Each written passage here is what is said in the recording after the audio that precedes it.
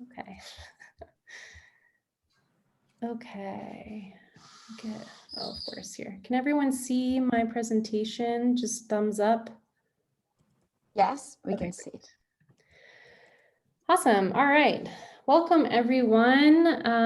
My name is Sarah Sterling. I'm the program catalyst for commuters.org, and this is the next series in our masterclass series on financial sustainability. So welcome, welcome everyone, and thank you so much for taking the time to join us today.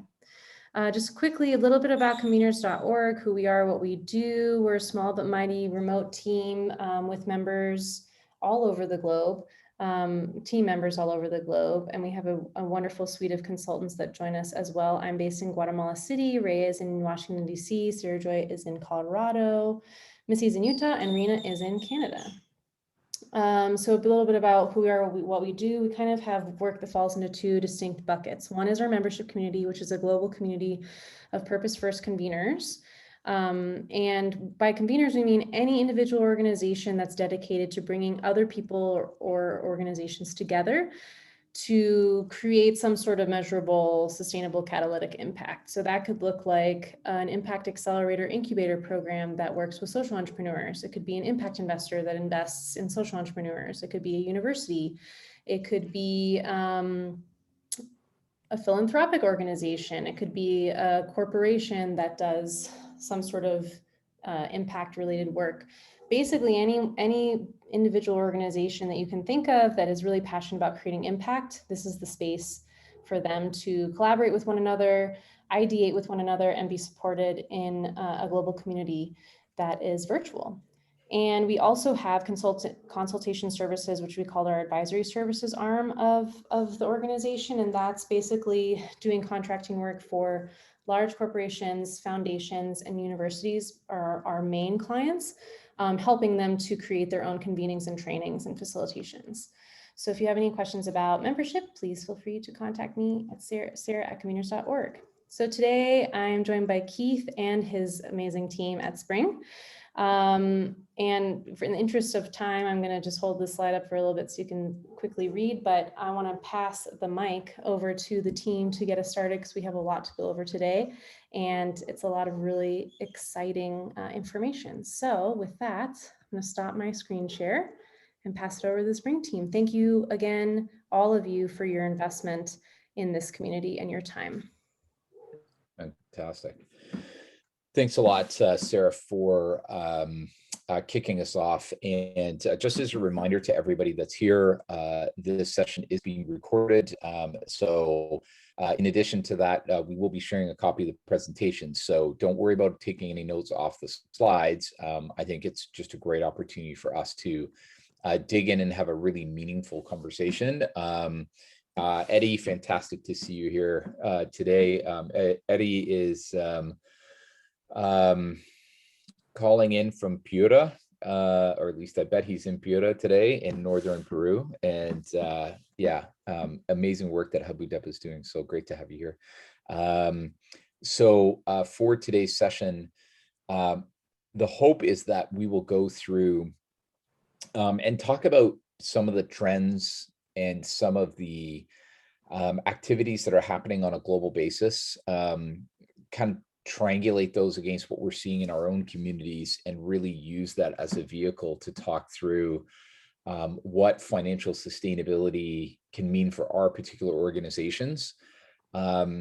This particular workshop is really designed to be done through the lens of primarily incubators, accelerators, corporate innovation houses, incubators, accelerators, innovation centers, and corporate innovation houses. Those are probably the big ones, maybe venture builders as well.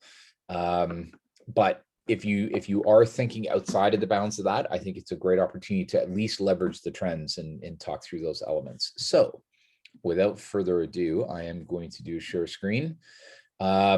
Maybe as a starting point, if everybody would like to put in to chat, just to kick things off, just your word for the day.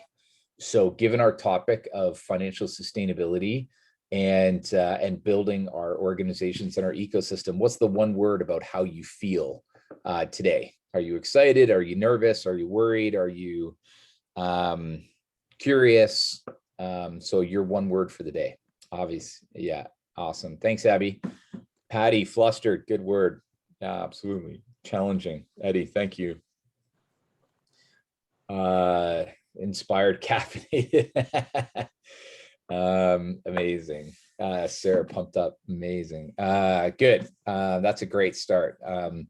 And I just want to highlight, right? Like this, I personally find that financial sustainability sometimes for us as leaders in our organizations, we can literally go from, frustrated, flustered, interested, curious, challenged, literally almost day by day or week by week. And so I think one of the goals here today is to kind of give us a bit of a framework where we can kind of manage the highs and the lows. But then also, of course, do some community building here within conveners. So just really appreciate everybody taking the time through that.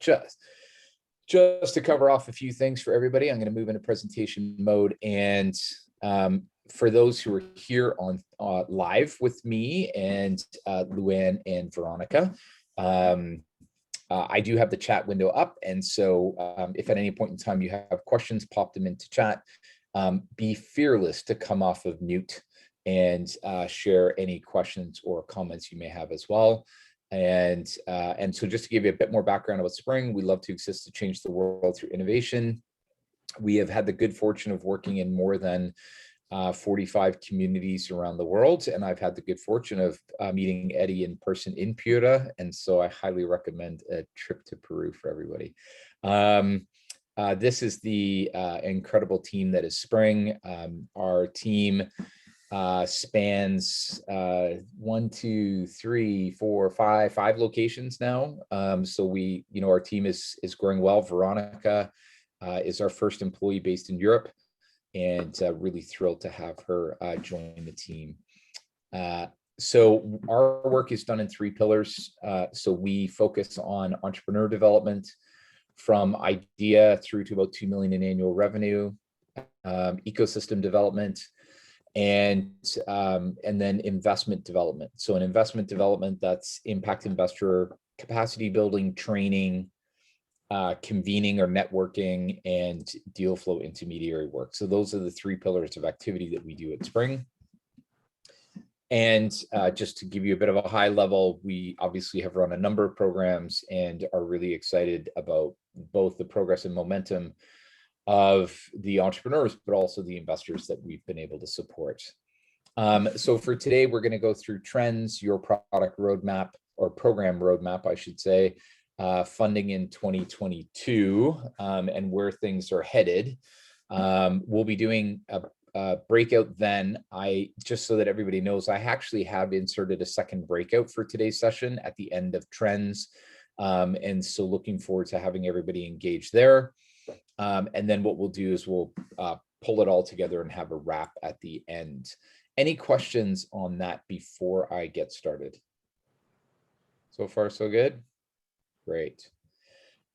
So I just want to dive in on some trends, and this is actually where Luann may also chip in, as Luann has been leading our ecosystem work with me and has seen a number of things happening, not only in North America, but also across Southeast Asia and Europe. So Luann, at any point in time, if you want to chime in, feel free to do so. So on trends, historically in this world that is ecosystem, there's 8 kind of categories upon which we receive funding. And so this funding can be received in a number of ways, of course. One is through donors and funders, through corporate sponsors, through fee for service. And that fee for service could be where we charge entrepreneurs, investors, corporates, etc. So there's definitely a number of ways that we can do that. And of course, for anybody here who has space, obviously, we all understand that the last 16 months has been very challenging, to say the least, around space. So that's been a big, kind of part of the journey. So a few things that I wanted to share from my perspective about some of the trends that have been occurring in the last, say, 16 months or so, would include the following.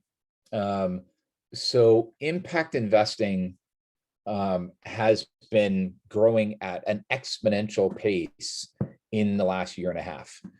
And that presents a range of opportunities for us as ESOs, ecosystem support organizations, for offering support and programming to either investors and or to entrepreneurs.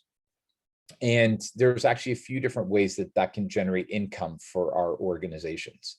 One thing that has been interesting is that I have found that in the context of impact investing, in certain regions, donors, funders are willing to support whoever you're supporting in that world, whether it is impact investors or it's regular angel investors or it is the entrepreneurs themselves. In some regions, they will not. So for example, in the case of some developed countries like Canada, donors and funders will not support you to train investors. Their premise is if they're an investor, they're wealthy enough to pay for it themselves. But in many other places, and Luann, you and I know this, in Southeast Asia right now, there's actually a fairly big push by donors and funders to support the development of the investor community, and they believe that their funding is required to trigger that, right? And so therefore they're willing to pay for it. Deal flow intermediary work. What I mean by this, if you do not know the term, is basically where you or Spring help to bridge the connection between investors and entrepreneurs.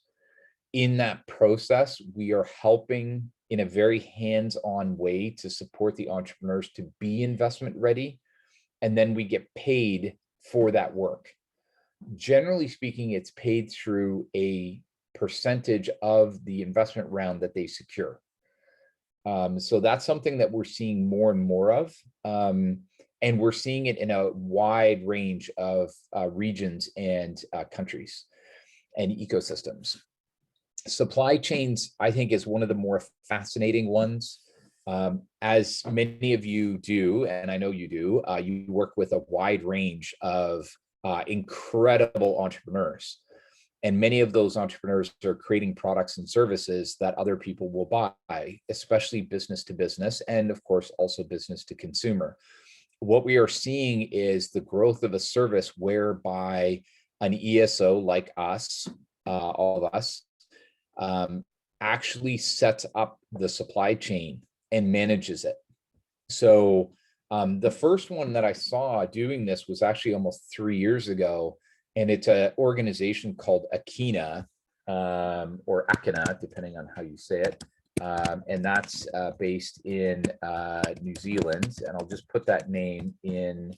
I'll just put that name in chat just so you all have it. And what they did is they set up a supply chain whereby corporations who were buying products and services for their businesses could buy from an ethical supply chain. And so that's actually a really, really good example. And what they do, of course, is they take for lack of a better term, a management fee as a percentage of sales to run that platform. And we're seeing that being developed more and more in multiple countries. Yeah, Luann, I love how you described, especially in regions where impact investing is nascent. So in other words, helping the companies to get going on revenue where, for example, maybe like investment capital is not available as easily. It also works incredibly well in smaller and remote communities, and something that we're seeing developing in the Pacific Islands amongst other places. So it's a really, really good example. Corporate innovation, when COVID first started, there was a lot of discussion and debate amongst many people about whether or not corporate innovation would go away during a recession. And I think what we've all found is that it's actually stayed way stronger than what I think we would have all anticipated. And so corporate innovation is as strong as it's ever been, if not stronger. Consultancy is actually just a catch-all for work that you may do to support either individual organizations, corporates, or donors and funders to do specific tasks that are maybe outside of the bounds of typical program work. Micro donations, very interesting developments. Starting to see a number of incubators and accelerators and other organizations take micro donations as a way to round out the budget. So these are kind of the 6 big trends that we're seeing on a global basis in terms of different channels of revenue and income. Now, on theme, these are the 6 themes that we're seeing. Some of these are more continuation and growth of what was already present pre-COVID. I think a couple of those for sure would include gender lens or D&I, diversity, equity, inclusion, youth. Those 2 have remained strong and continue to build momentum, I think.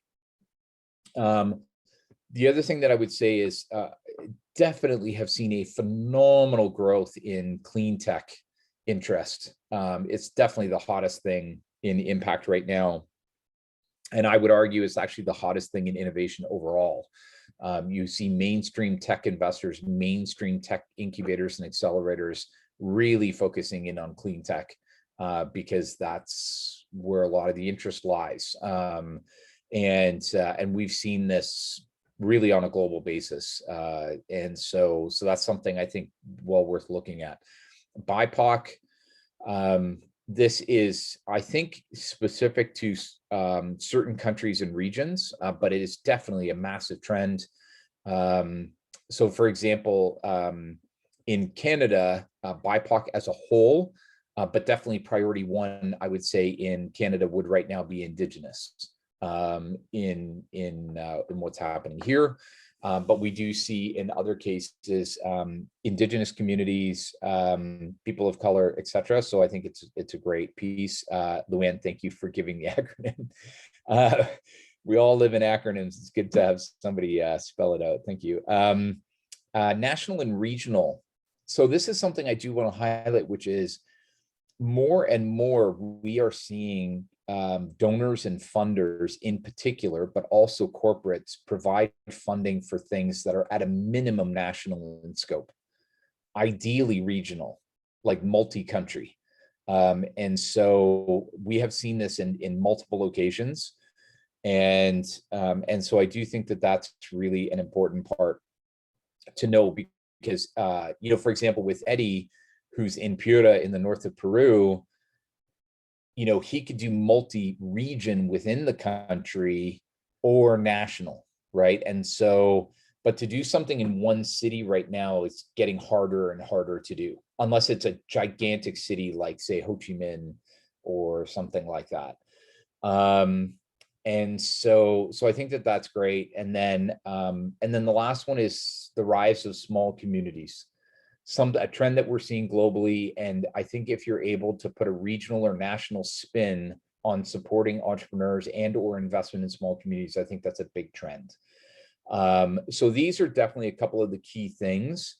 I'm just going to pause for a moment because Cyrus popped in a question, one for Luann and one for Keith. But Luann, I think you and I could probably tag team on this. Do you want to take an initial run and then I could supplement, or do you want to do it the reverse? Yeah, for sure. Thank you, Cyrus, for the question. So first question was, are these funders from the government or local philanthropic funders? So I would say depending on the region's combination of a little bit of both, just depending on where you are. So for example, EU for Innovation, correct me if I'm wrong, Keith, that's not is that government? I can't recall. Say that again. Innovation? EU for Innovation. Are they government or are they? EU for Innovation is indeed government, yes. Okay, so depending on where you are, so there's Swiss CP, there's EU for Innovation that we worked with in the past, and then we have government or funders, TIN, DFAT. So a lot of them have worked with government, but there's also a combination of both. As for your question about funders wanting impact metrics, what we're finding specifically, a lot of them do, and they have target outcomes that they want to hit and want to be able to measure. Keith, would you agree with that as well? Yeah, it's a great question. Most funders definitely are looking for impact metrics. What they are looking for tends to be quite specific to the donor and funder. I mean, I will say, for example, in entrepreneur programs, there's classic things like throughput. So in other words, the number of entrepreneurs supported, number of jobs created, amount of funding raised, like those are classic pieces. But they also tend to be quite specific to the funder in question. So for example, Luann and I are currently working on a project in Southeast Asia, and the funder is really laser focused on gender lens. And so there's a big part of their impact metrics is around gender lens. And so I do think that from my perspective, that's an important thing to know is when we are working with donors and funders or corporate sponsors for that matter, I don't care who it is, what we want to do is understand what success looks like to them. So we can't apply a standard approach to impact measurement. We need to understand what their goals and objectives and motivations are, and then drive from there. And Paula, who's with Swiss EP, which is funded by the Swiss government, that was an important part of setting up the program, was understanding what the Swiss government needed to see in order for them to say yes to funding and then know that the program is successful. So it's a really, really great example. And then the one thing I would say, Cyrus, and this is actually, if anybody has any comments on this, I would definitely love to hear what you think. Cyrus, you asked the question, are those funders from the government or local philanthropic funders? What I tend to find is that government tends to play an active role in most countries, the extent to which varies wildly, right? But I do find that government is there. It's important to note, of course, and many of you know this, government can be at the city level, at the province or state level, or at the federal level. So there's always having to look at the levels. And then on the local philanthropic funding, I think it really was originally born in Western Europe and North America, because that's where, wealth creation on a global scale really started, in earnest first, more than 200 years ago. And so what I would say is when you see a lot of philanthropic foundations, you tend to find that many of them were originally born in, the Europe or US or Canada. So examples that we, for example, see would be people like IKEA Foundation, Gates Foundation, McConnell Foundation, and so forth. Sorensen Foundation out of the US is another good example. So I think for each one of you, you would have to know what is happening in country. But Cyrus, knowing that you're in the US, you definitely have philanthropic foundations that scale from local to national, as we would see in Canada.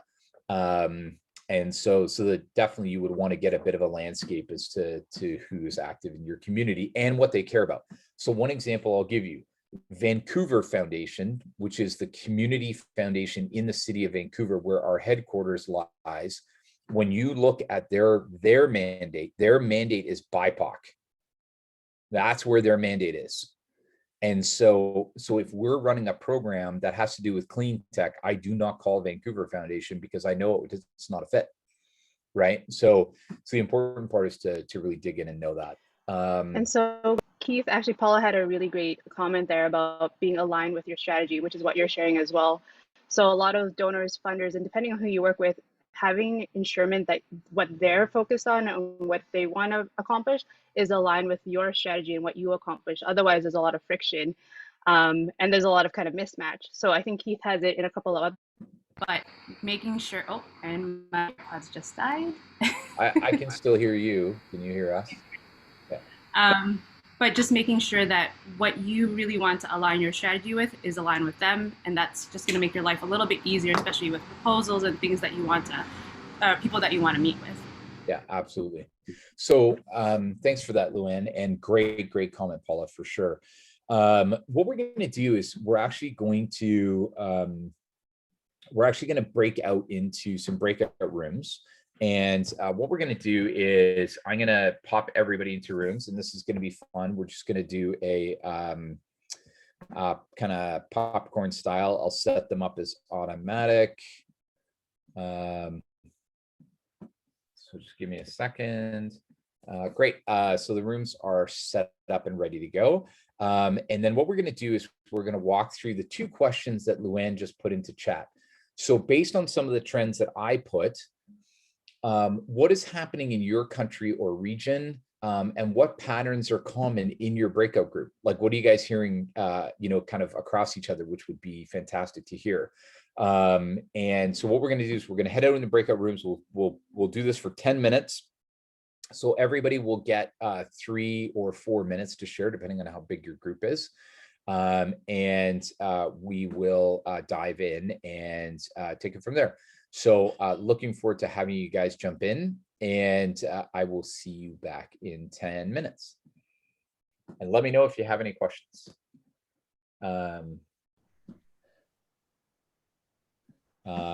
Great to see everyone. You know what I love is I just see the majority of you come in with smiles. That's got to be good news, right? Because someone gets cut off. Yeah. It's so funny, eh? You see the 60-second timer, but when you're in the middle of a thought, like, you just lose it, right? And then it's and it goes forward. So fantastic. I would love to have anybody share who would like to volunteer to share some of the lessons that you've learned. What are the trends that you're seeing in your region that you've heard from other people that kind of tweak your interest, or kind of you can see happening in your country as well? I would love to hear what you heard.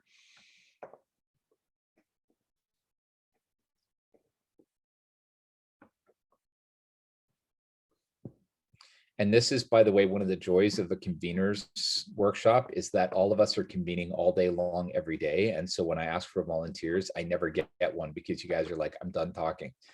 So anybody have any thoughts? I'd love to hear.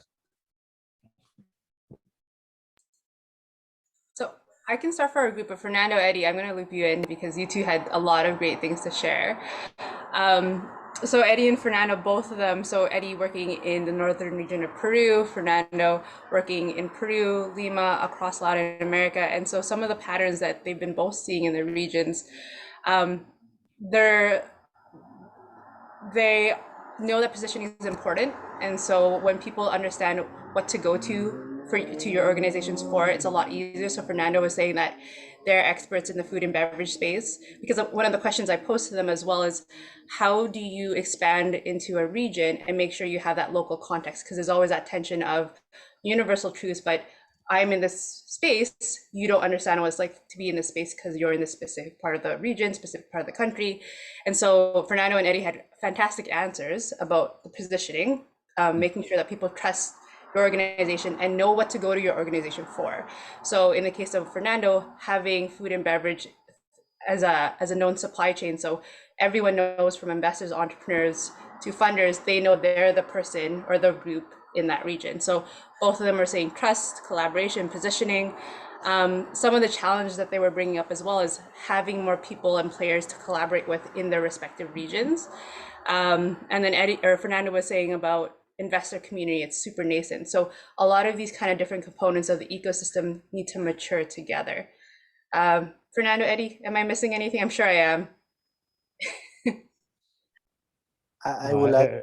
Yes, everything okay. I will add that maybe our challenge in our case is to specialize and have a 2 or 3 focus to be recognized in the community. For example, we have these female founder programs.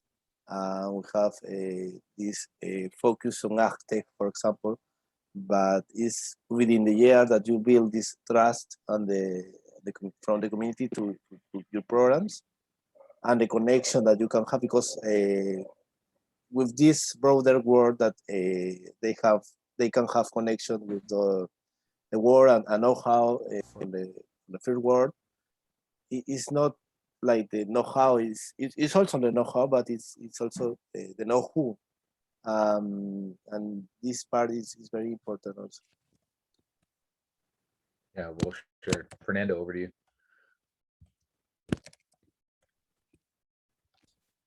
Oh, I think that Luan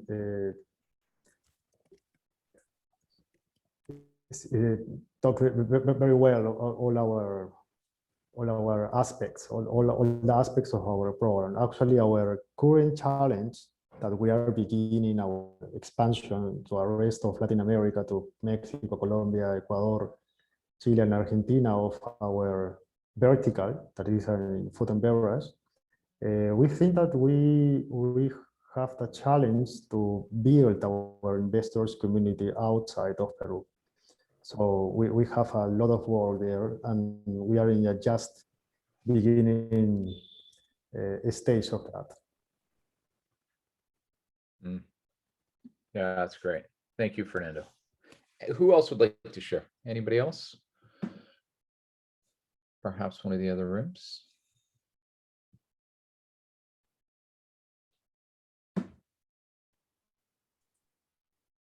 Share briefly, because unfortunately I have to leave in a minute, but this has been really helpful. But my name is Abby. I do not run an accelerator, but I study accelerators as part of the ASPED Network of Development Entrepreneurs. Work on the GALI initiative, Global Accelerator Learning Initiative. I'm so sorry, I hate acronyms, but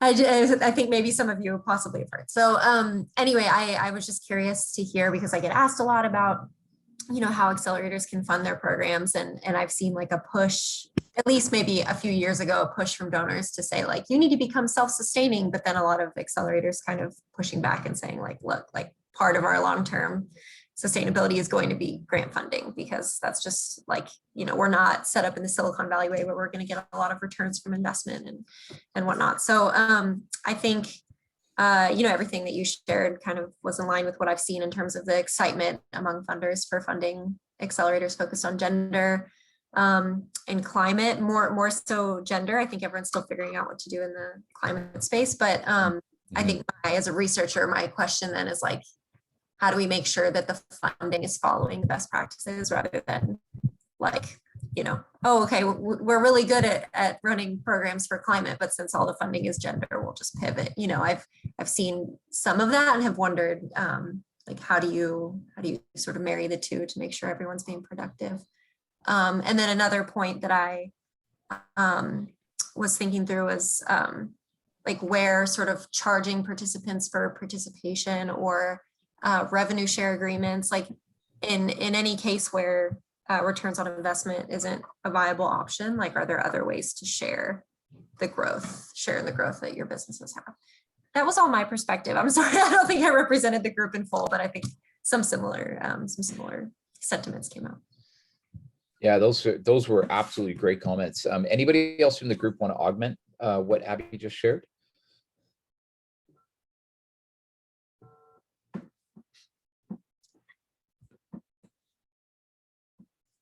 All good, all good. So Abby, just a couple of things that I would say from my end.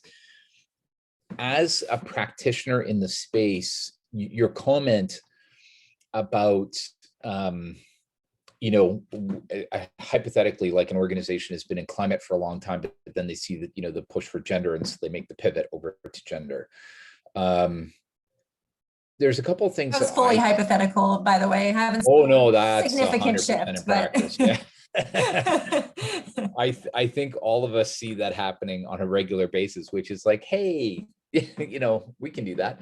I think there's a couple of things that I always think about, which is, one is who has the deep domain expertise. So whether that is, you know, climate or gender or BIPOC or incubation versus acceleration versus investment, right? Like, I think that's kind of a question. The second one is who's actually good at it. So for example, just because someone's been in gender for 6 years doesn't mean they're good at it. It just means they've been in it for 6 years. And I think that from my perspective, there's this kind of like, if we want to maximize impact, what is that right way to maximize impact? One example I'll give you, actually, I just saw recently an organization that Luann and I know, and they had submitted for a program in the food and beverage space, Fernando, similar space to you in a different country. And they were declined by the donor because the donor said, like, we know there are organizations in this region that are purpose-built just to work with food and beverage. And so we've chosen to support them, not generalist kind of organizations. And so to your point, like that was a working example of somebody who, like, as a funder who made that choice. Was it the right choice? Maybe, and I think that's just the tension that we all live in. Is like, what is that right? Like, who delivers, who doesn't deliver, who has the domain expertise, who is a generalist, and kind of finding those right connections. So I think that that's really important. And I'm glad that you raised that tension.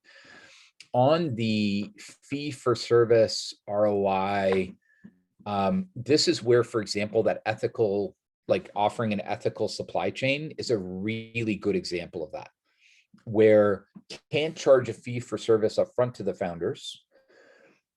Not going to be like a classic investment return, but by creating the supply chain, they're actually able to take a small piece of every transaction and then have ongoing returns throughout. And that's the way that AtA Foundation first set it up. And I've seen that replicated now in multiple markets. That's one example.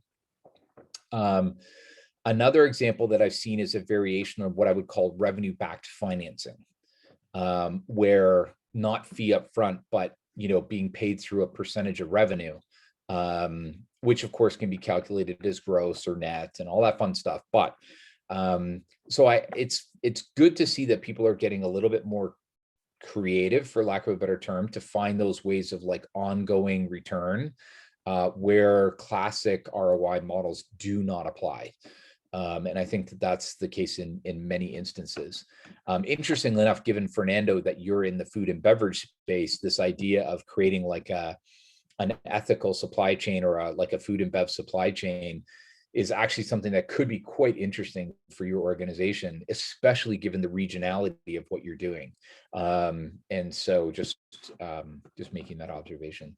So those are all really, really good sharing. And I appreciate everybody giving us those elements of context. Abby, I know you will need to drop off. Thanks so much for being a part of it. Again, you always bring great comments and insights. So thank you.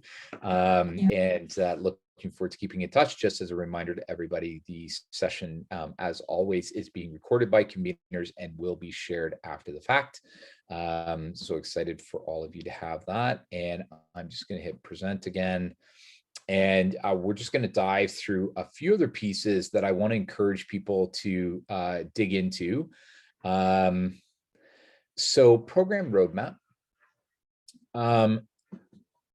In this world of ESO, there is a broad spectrum of activity that we can all do in support of both investors and entrepreneurs. And so as a starting point, thinking about entrepreneurs, from idea to growth or scale, as we describe here, there's a wide range of elements.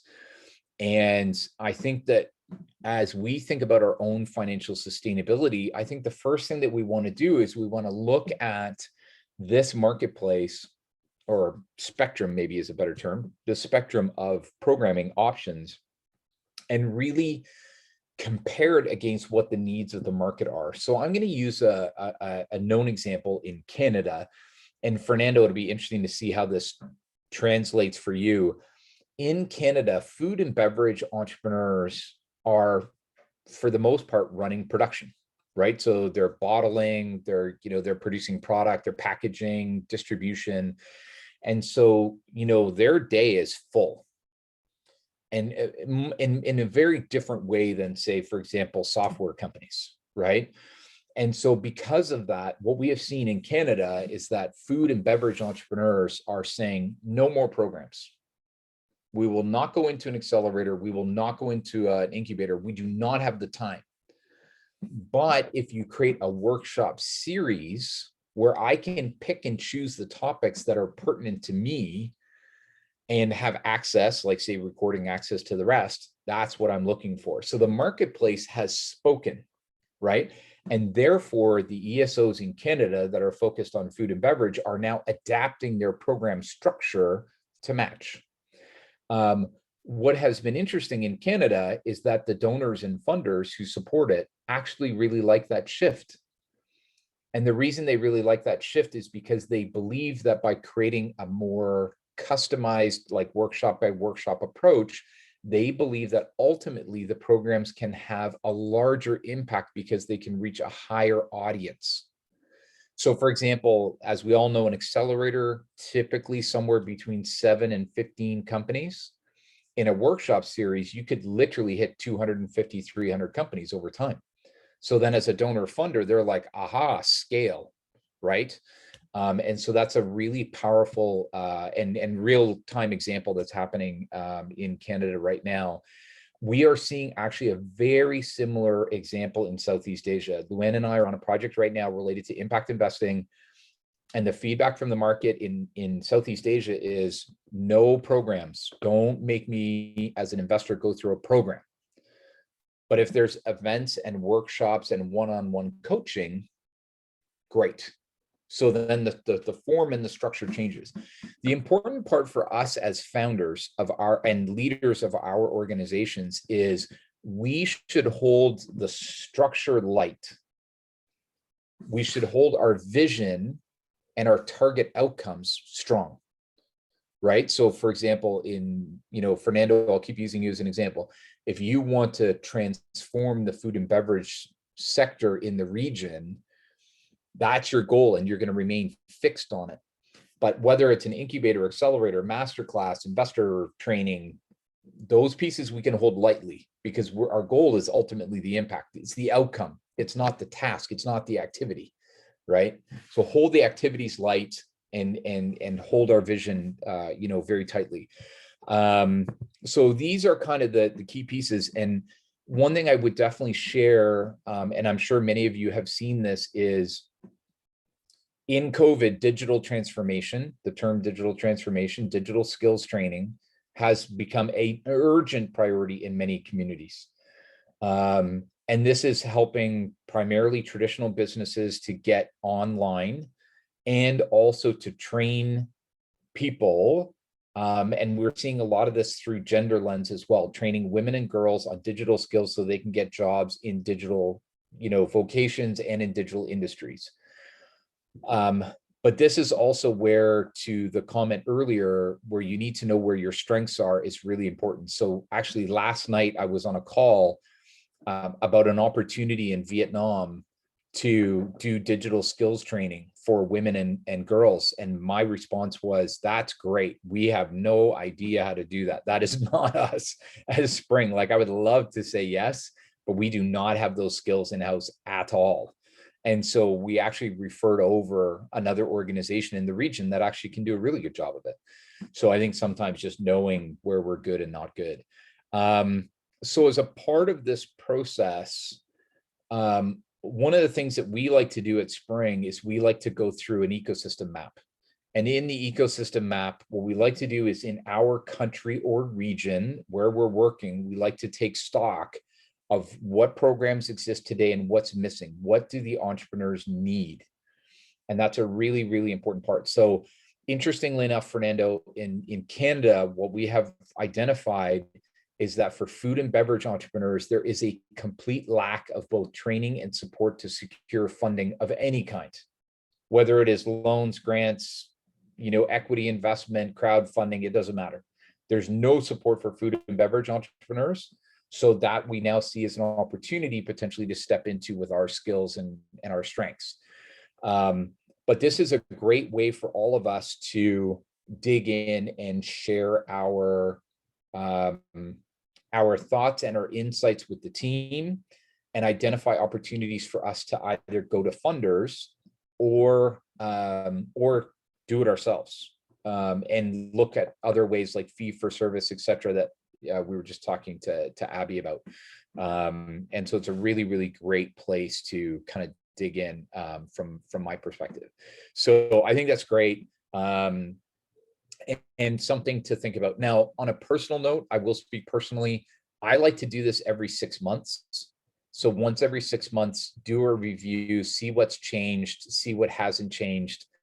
You know, we're always seeing new ecosystem organizations popping up. We're seeing new priorities popping up. And so I think it's really important. I will tell everyone, in COVID, I have been reviewing this once every 3 months because things have been moving really quickly.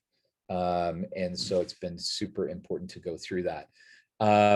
So just a few things that we've been considering as Spring is, you know, as a team, we've definitely worked through this a lot. You know, Luann and I really were the people on the front end of this at the beginning of COVID, right? When we were doing programs to support both entrepreneurs and ESOs right at the start of the crisis. And then more recently, the food programs in Canada. It's something that we've gotten more and more involved into, in part because of the skills of the team. So we happen to have a couple of absolutely incredible people with food and beverage experience on the team. And that's something that we've been able to lean into. And so whereas we do not have any skills in-house on digital transformation skills for women and girls, like it's just not something we have. Wish we did, we don't, so we have to say no. Our timeline, how can you get it done by, you know, by then being the deadline or the launch date? One thing I will share with everybody, and I'm going to share something, and everybody has to watch Luann's face for facial expression, which is Spring is born as an organization to move quickly. So we hustle.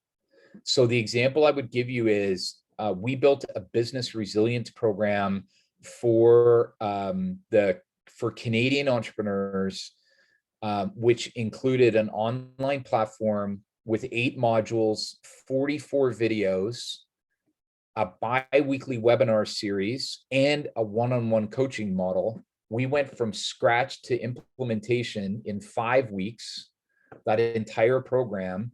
And in the first 8 months, we supported over 1,000 entrepreneurs.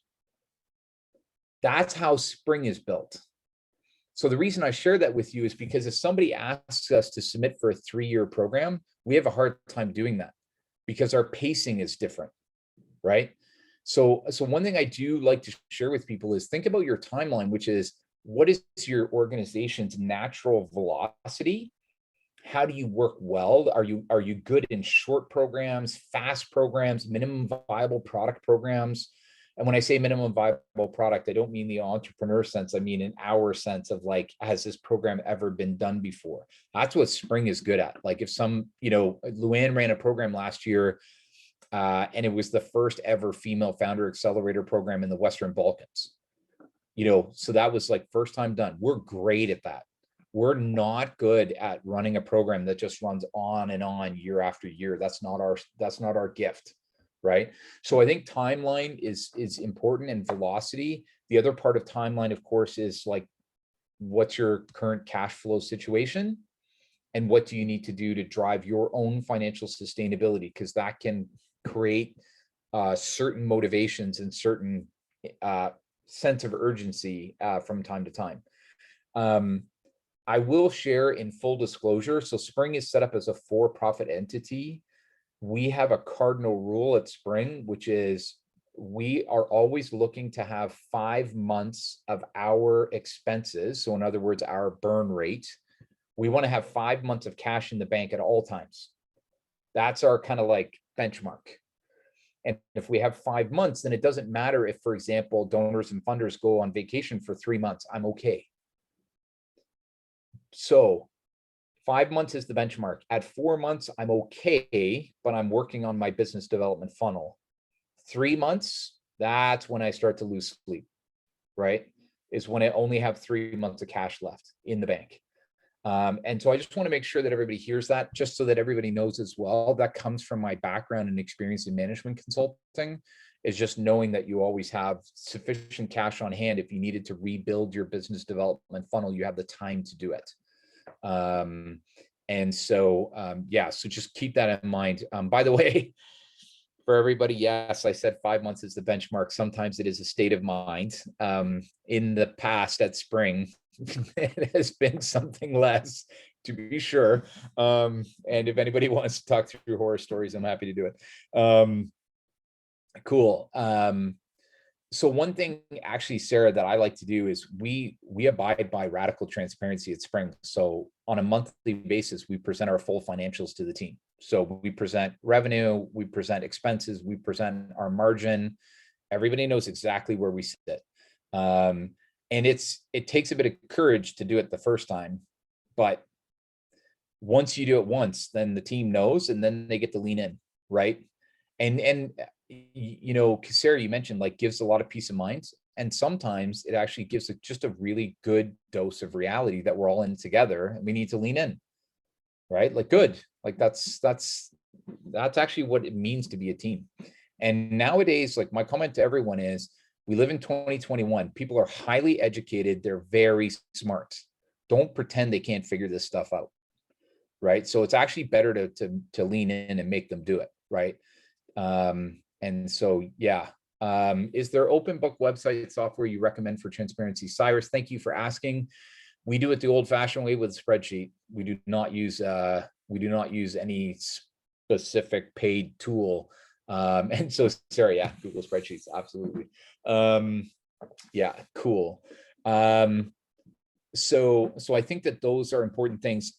One thing I am going to share with everybody, just because I think this is always the ideal time. So for those who are here, I just put my email into chat, but those who are watching this recording, my email address is keith@spring.is as in Sam. So keith@spring.is. If at any point in time you feel like you're really stuck on financial sustainability, like you're worried, call me. Like send me a note and say, can we grab a call?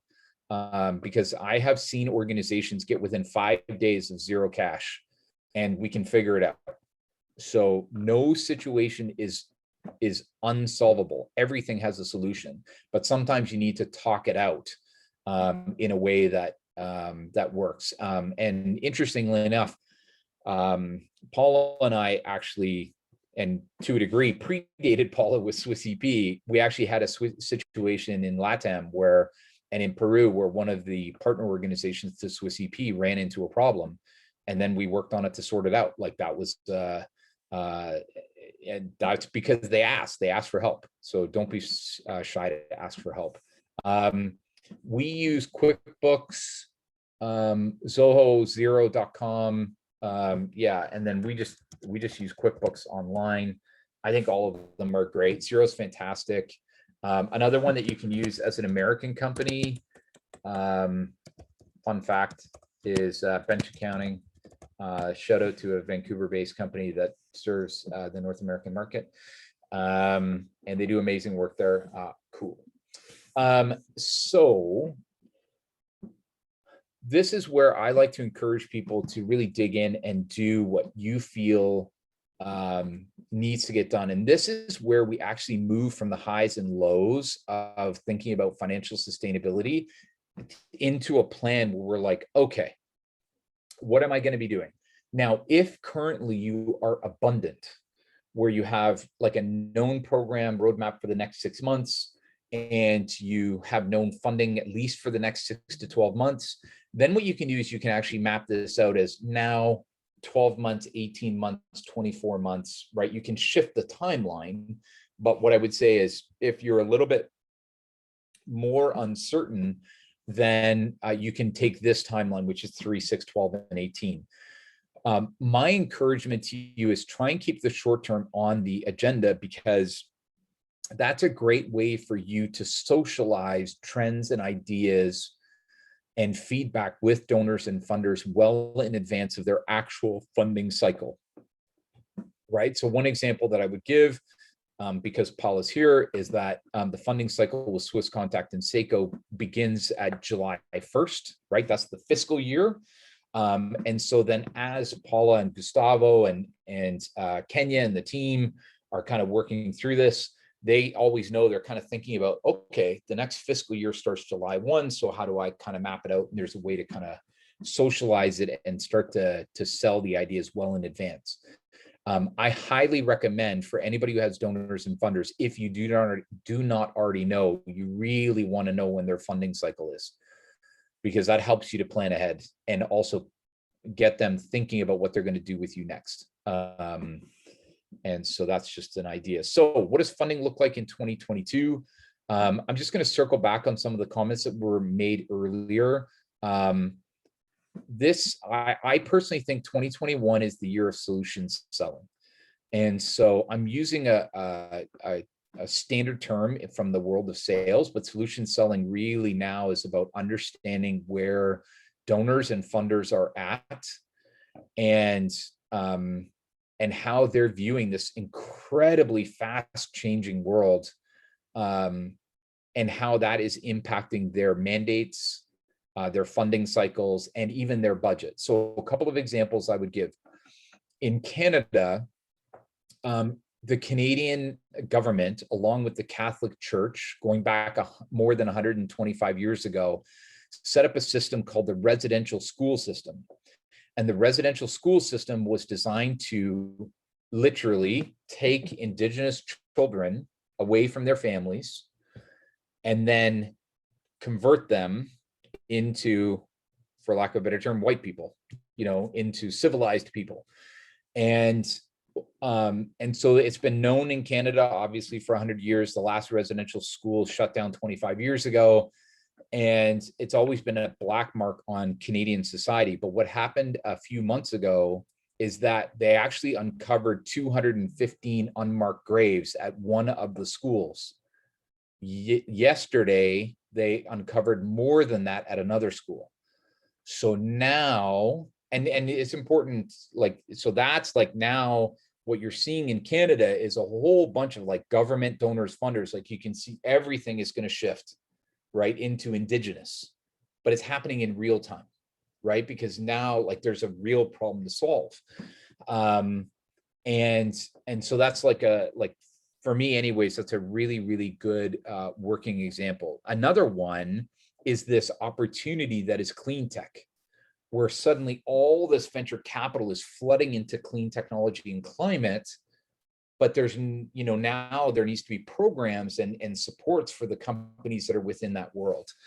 And so the important part is to go through that. And then the third example I would give is Luann and I are working on a project right now in Australia. And they said, hey, you got to get the project done by September 30th. And we're like, wow, that's a very specific and hard date. Why is that? And they're like, because that is the end of the fiscal year for the Australian government. And the department that is funding it is being shut down permanently on September 30th. So in other words, that entire funding channel is going away forever. So this is the byproduct of what is happening in COVID and the current situation. So solution selling, really knowing what is important to people, what is working for them, what is not, and really setting them up for success. And I think these are some of the pieces. And just as a reminder, this deck is being shared with everybody, but really preparing the right questions. So what are they focused on? What has changed? What priorities do they see? And just as an aside, I always like to use a metric, which is when you're in a conversation with a donor, you should plan on at least 60% of the time the donor is speaking. Right. So in a 1 hour conversation, at least 40 minutes should be the donor speaking. So you really want to be posing questions and getting them to open up and telling you what are their priorities, what are their needs, what are their constraints, what are their timelines, what is their process, what's changed, right? And then really diving in and kind of identifying where there can be matches and where there can't be. And I think that that's a really invaluable way to do this. I also think on a personal level, this is also now the time where we as ESOs are able to have conversations with donors and funders where, for example, if a donor or a funder says, here's an RFP, please respond, for us to say no and say, we would love to help you with this need, but here's the way that we would tackle it. And that's kind of outside of the bounds of this RFP. And we would love to have a conversation. You can submit it formally through the RFP process, but that is an important thing. So one example I would give you is we're actually working with an organization in El Salvador, and we collaboratively pitched to the government of Paraguay. And so they asked in an RFP, they're like, this is what we want to do. Please submit your RFP response. And when we submitted, we're like, actually, we think you should be doing this. And so if you're interested, we'd love to talk to you about it. And we just submitted it through the same portal, right? And so to give you some context, like we are now in the we're in the final selection. So we've made the short list by submitting nothing in response to what they asked for, but everything in terms of what we thought they needed, right? And so I think that this is a good time for us to be, I think, a little bit more thoughtful about how we approach the process that is RFP in the world. Sometimes, yes, what they're asking for makes a lot of sense, and we can submit an RFP response. Sarah and I were talking about this before the session started, and that's great. But where it's not, now is the time to kind of to do that, in my opinion. So one thing that I would encourage everybody to do is to build a financial sustainability canvas. I do want to give a shout out to SEI, which is an organization based in the UK. This is their original framework, completely amazing folks. And so, but it's really just a great opportunity for us as well to say, like, where are we getting our income today? Where is it going to come tomorrow? You know, most communities are expecting massive economic growth in the next, 6 to 12 months coming out of COVID. But I think there will be disparity, right? So I think in developed countries, I think you're going to see phenomenal growth because the vaccination rates are there, right? Vaccination, first shot vaccination in Canada is like pushing 70% already.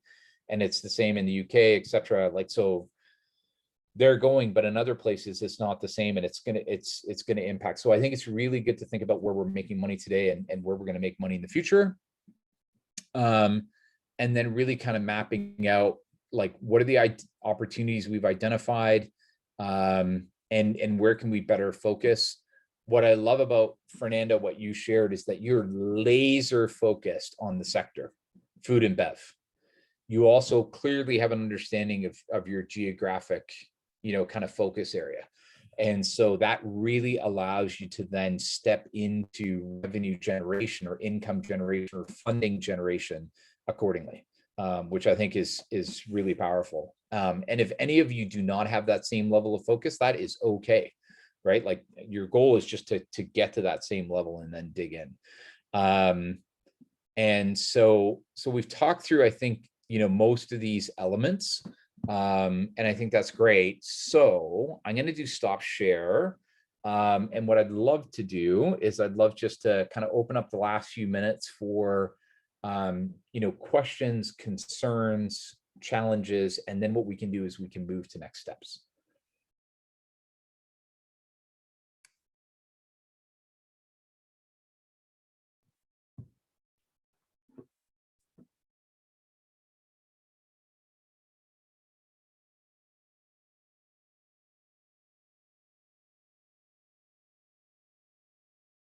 So far, so good.